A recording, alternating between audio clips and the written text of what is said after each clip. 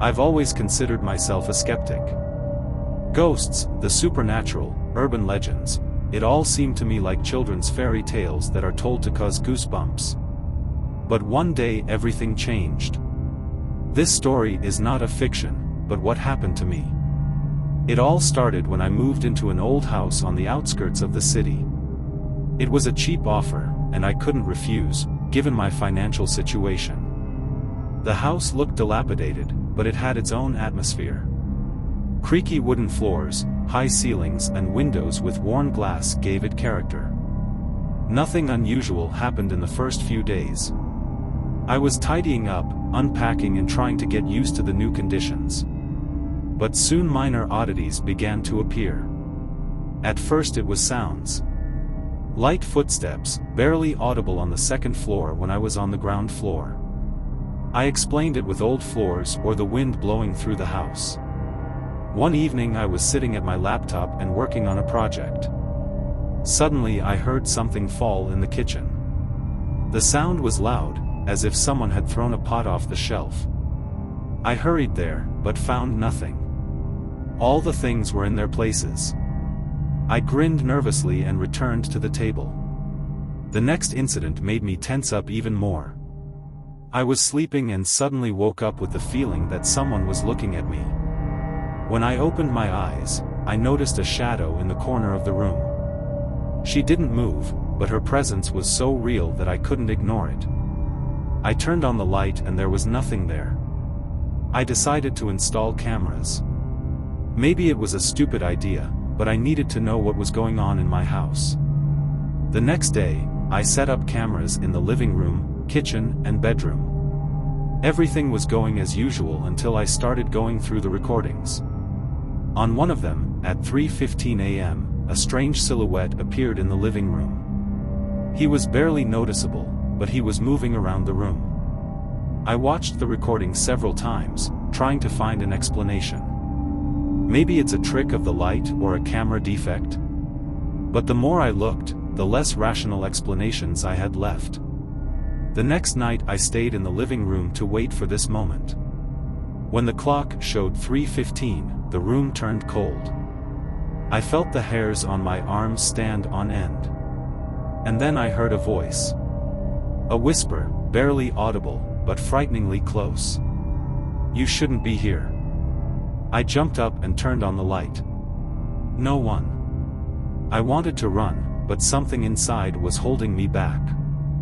This is my house, and I wasn't going to leave it because of some strange noises. The next morning I found a note on the floor. She hadn't been there before, I was sure. It read, "This is not a joke. Go away." My hands were shaking as I held her. The handwriting was neat but cold, as if every letter had been cut out with a knife. I decided to tell my neighbor, an elderly man who lived across the street, about this. When I mentioned the address of the house, his face turned pale. "You didn't know? A family used to live there, but they disappeared. No one knows what happened to them. The police never found anything. After that, the house stood empty for a long time. I couldn't sleep that night. Every sound, every movement of the shadow seemed to be a threat.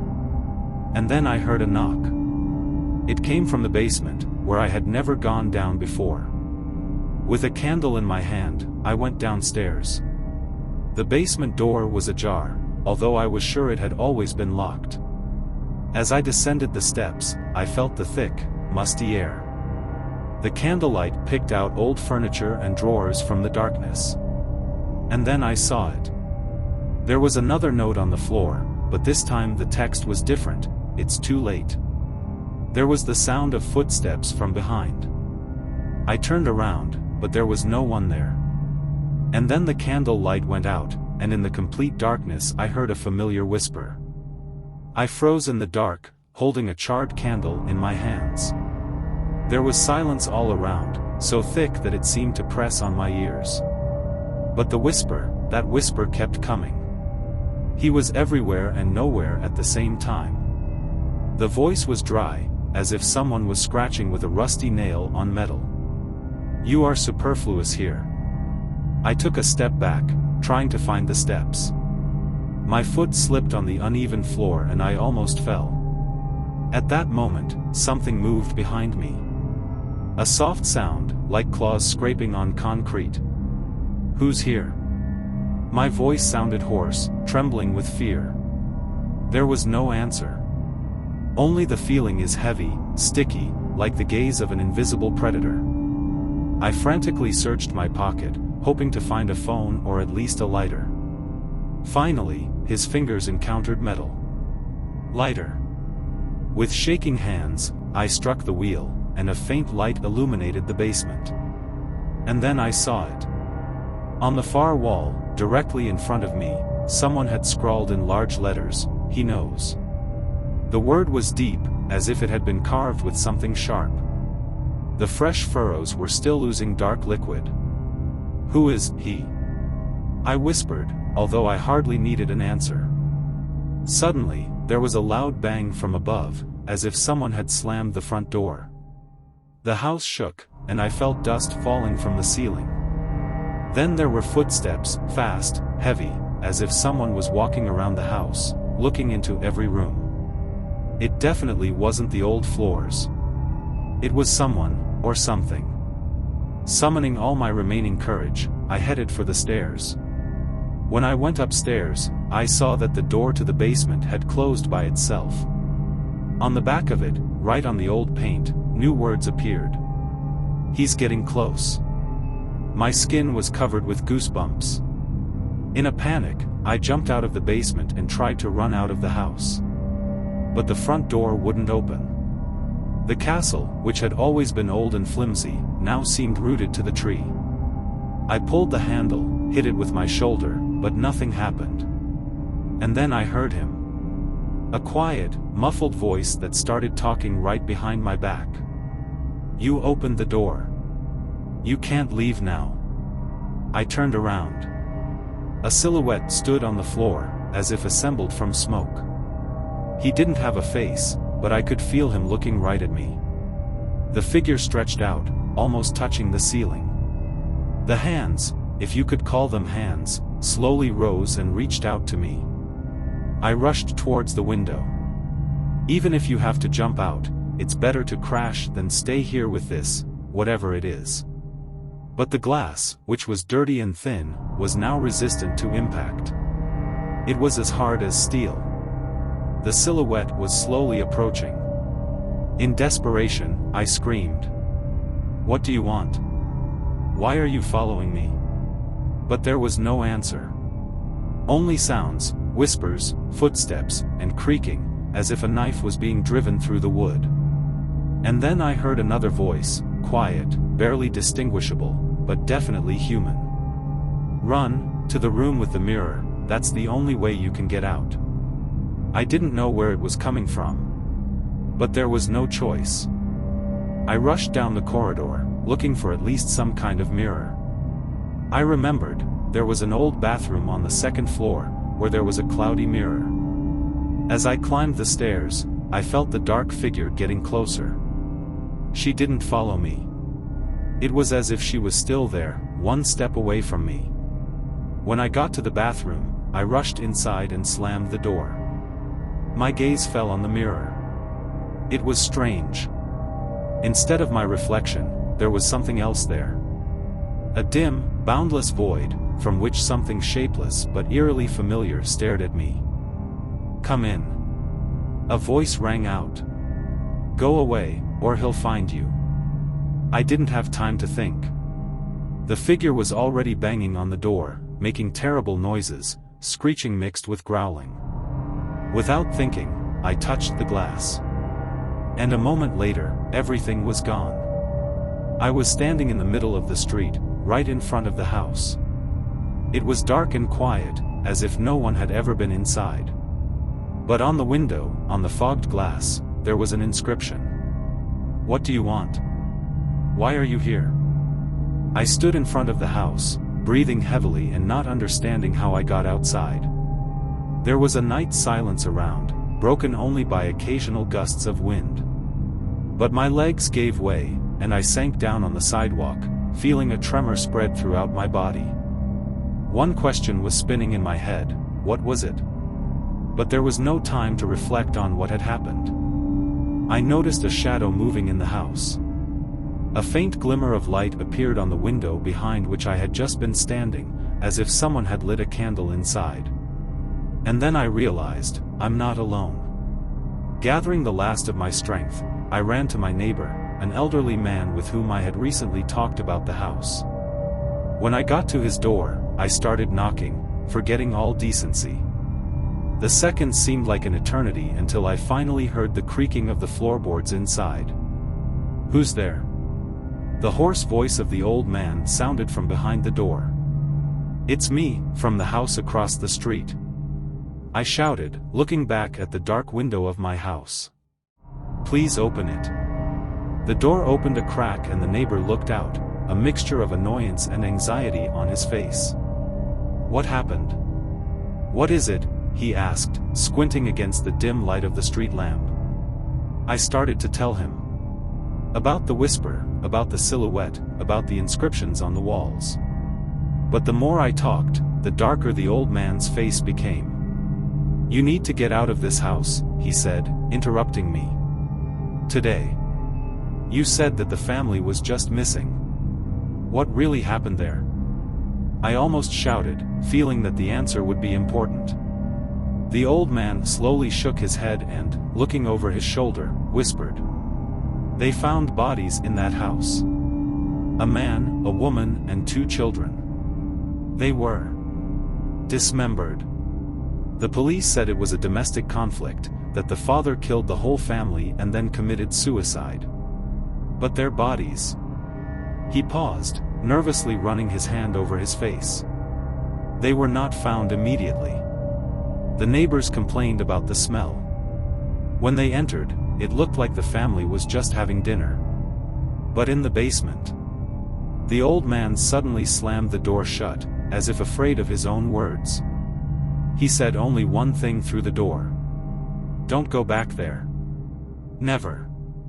I stood in front of his house, feeling the fear turn into an icy realization. Whatever it was, it didn't end. It didn't leave me. The next morning, I decided not to return to the house. I took the phone and called the real estate agent to terminate the contract. But his words made me feel cold. "I'm sorry, mister, but you didn't sign any contract. We don't keep houses at this address," the agent said.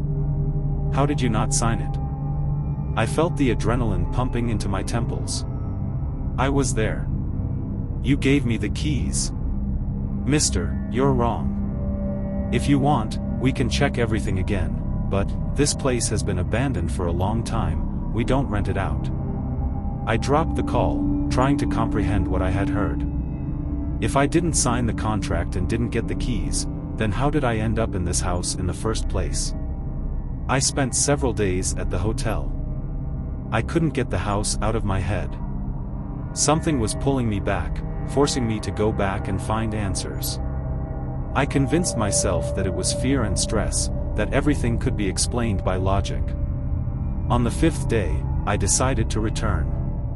This decision did not come easy to me, but the more I delayed the moment, the stronger the feeling that I was missing something. I rented a car and parked in the same place where I was standing that night.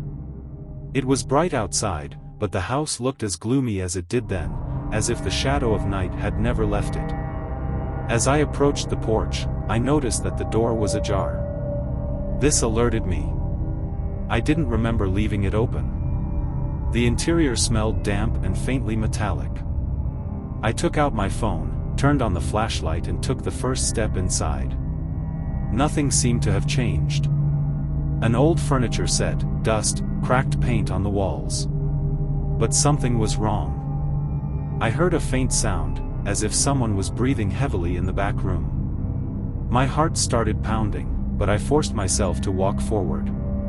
The room from which the sound came turned out to be a kitchen. There was a note on the table. Black, gnarled letters were written on a piece of old newspaper. "Why did you come back? You're next." I felt nausea rising in my throat. The note was fresh. Someone left it here recently. I should have run at that moment, but something was holding me in place. The sound of heavy breathing became louder.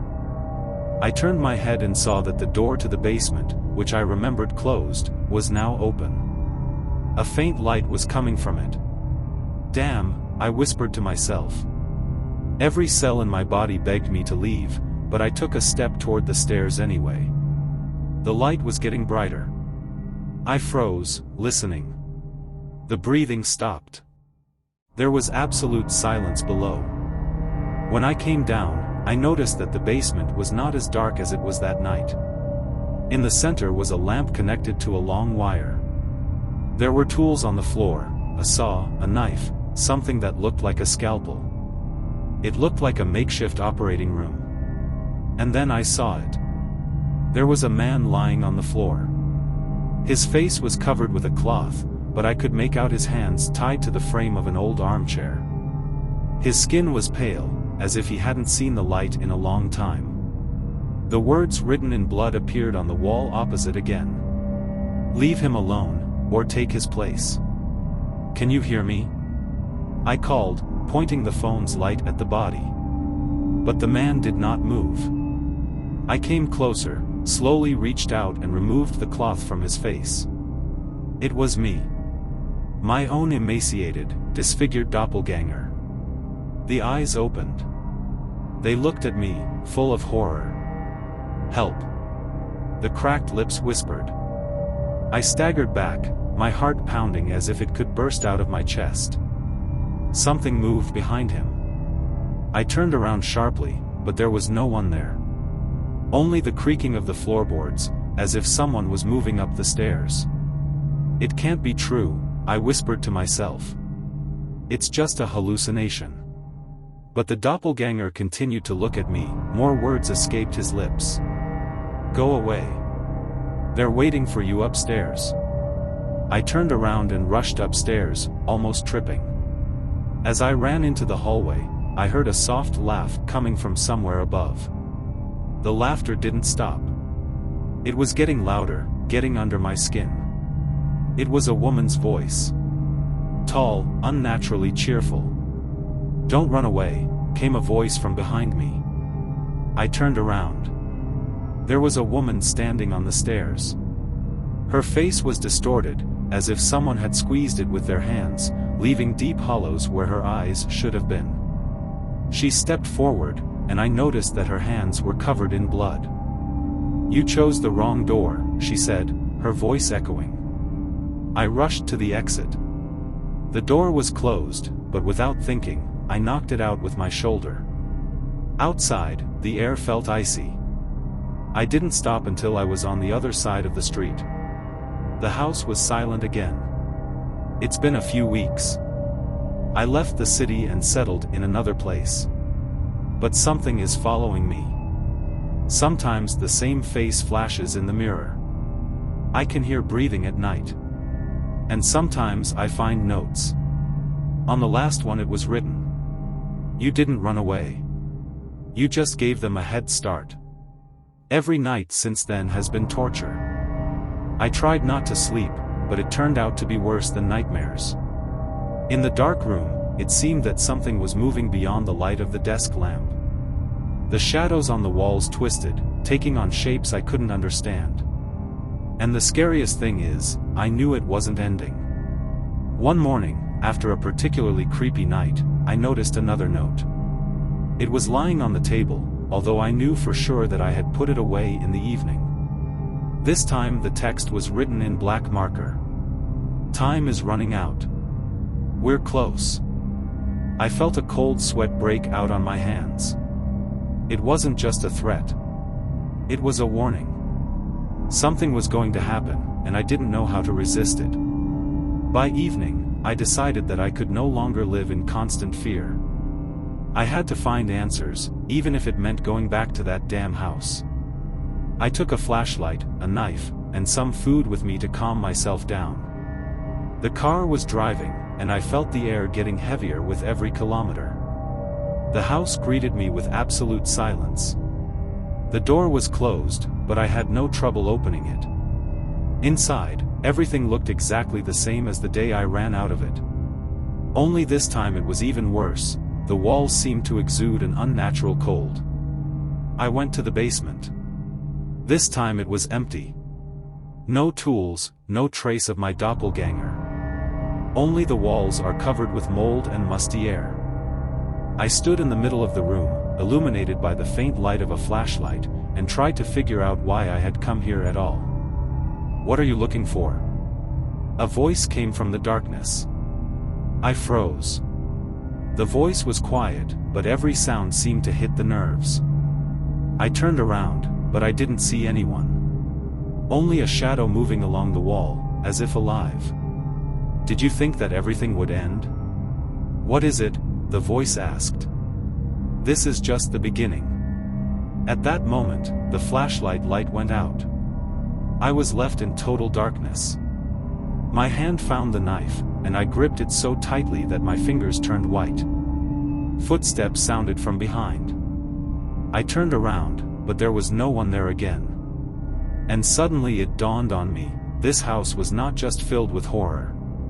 He fed on it. This place is a trap that draws in those who dare to come here. "What do you want?" I shouted into the darkness. "Why me?" The answer did not come immediately. Instead, chaos began all around me. There were screams, laughter, whispers, sobs.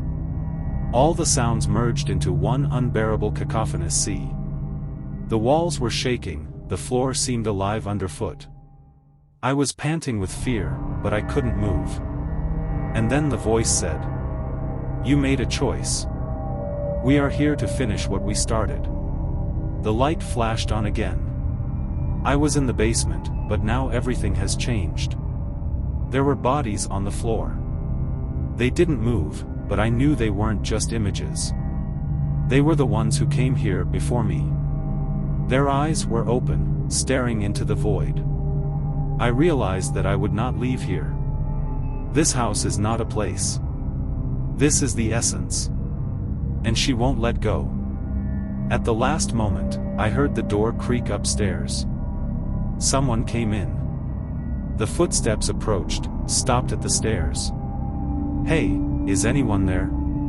An unfamiliar voice rang out. I tried to scream, but I couldn't. The footsteps began to descend. The AGS were getting closer, louder with each impact on the concrete stairs. The stranger finally appeared in the doorway. He was a young guy, barely over 20. He was holding a phone in his hands, turned on to the camera, and his eyes were burning with curiosity. "Wow," he said, looking around the room. "I never thought this place was so creepy. The internet doesn't lie." The guy pointed the camera at me. I wanted to warn him, tell him to run, but my body wouldn't obey. He stepped closer, ignoring the shadows that moved behind him. "HM.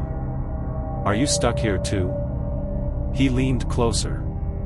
"It's like you're..." His words were cut off. The air in the basement was thick as syrup. He took a step back, but it was too late. Shadows swirled around his legs. He screamed, but the sound was drowned out by a wild whisper that filled the entire space. I watched his body disappear into the darkness as if he had never existed. And then I realized that this was my chance. I do not know where the idea came from, but I felt that the house wanted to pick up a new guest. He could let me go if he got something in return. I struggled to my feet. The shadows around me fell silent, as if waiting. I took a step towards the stairs. They didn't move. The second step. The same silence. My heart was pounding, but with every step I took, I felt something change. The house was no longer hostile to me. I went upstairs and ran out the door. I didn't look back. I didn't stop until I was in the car. He started the engine and drove away without even looking in the rearview mirror.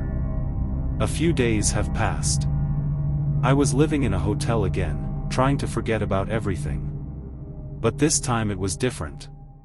The dream has returned. The nightmares are gone. Even thoughts of home were gradually erased from memory, like a bad dream. One day I opened my laptop and decided to check the news. The headline on the first site made me go cold. A young blogger has gone missing. He was last seen at an old house on the outskirts. The photo was of the guy who entered the basement. My heart sank.